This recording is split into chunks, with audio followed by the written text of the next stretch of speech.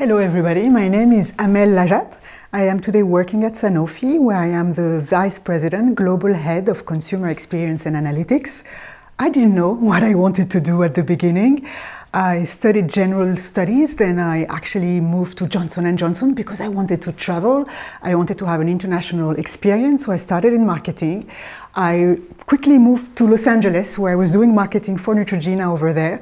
Then I wanted to move back to Europe, so I went to the UK, where I was still doing marketing there. Then came back to France and then realized that what I was the most interested about was actually consumer understanding, data, review, etc. So I spent time on that. I became the head of consumer market research for a division at consumer healthcare for J&J. Then I moved to the US again, because that was my passion. I became the head of analytics. We set up analytics based on nothing, and we created a massive impact on how to use data and analytics to drive business decisions. And after that, I changed again. I wanted to come back to France. So I joined Sanofi, where I've been working for 2.5 years now and really enjoying it. So when people think about digital tech, they often think about coding and activities. In reality, the world of digital tech is very, very broad.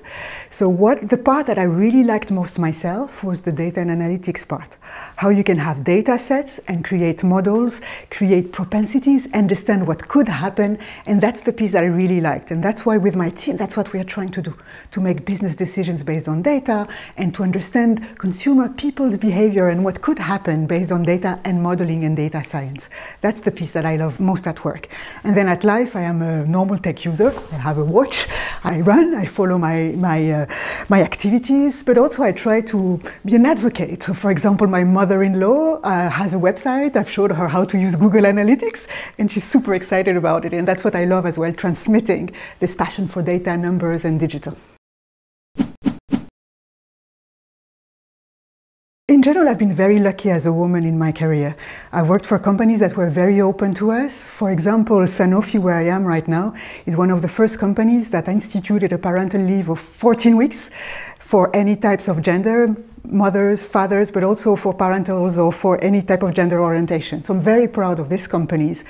So the context hasn't been hard in that sense. Also at home, I'm very lucky because I have an in-house husband who's actually looking after domestic affairs.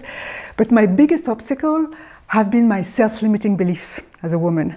I think we all have an inner critic that tells us that maybe that's too much, maybe that's going too far. And I have several occasions when I took a big team of mathematicians coming from India or from Eastern Europe, in Russia and Ukraine. That was what was happening to me in the US. It's very scary.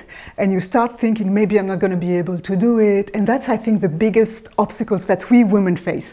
Stopping that inner critic, telling ourselves that we can do it no matter what, and we just have to go and try it, and then we'll see.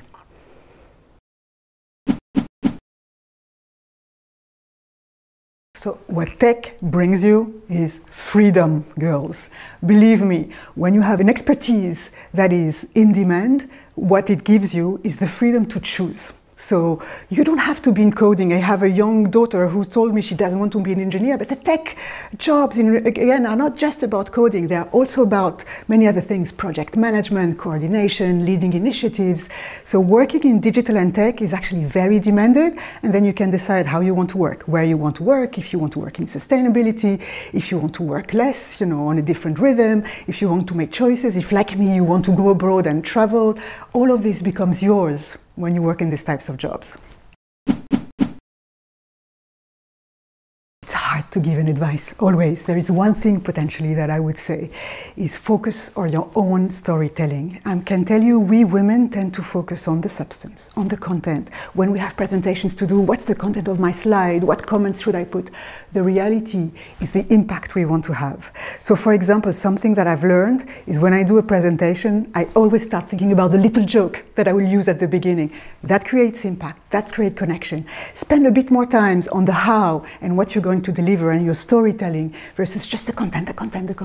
You'll have much more impact, I think, with that.